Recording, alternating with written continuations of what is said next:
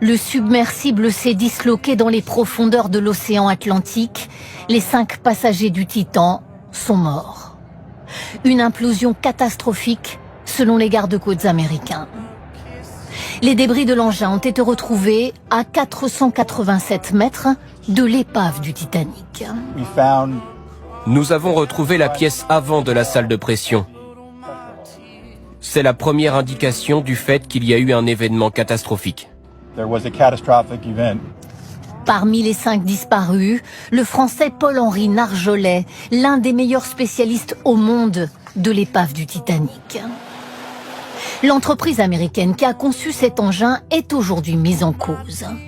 Par James Cameron, par exemple, explorateur passionné des fonds marins et réalisateur du film Titanic.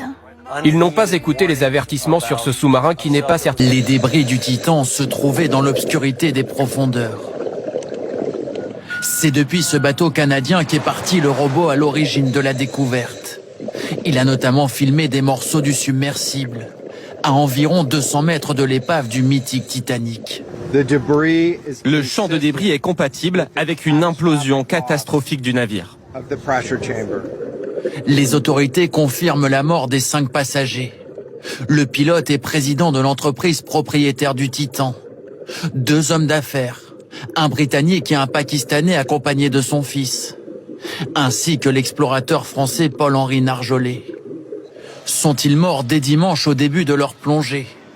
C'est en tout cas la version de nombreux spécialistes, à commencer par le réalisateur du film Titanic, James Cameron. Nous avons eu la confirmation dans l'heure qui a suivi qu'il y avait eu une forte détonation au moment où les communications avec le sous-marin ont été perdues.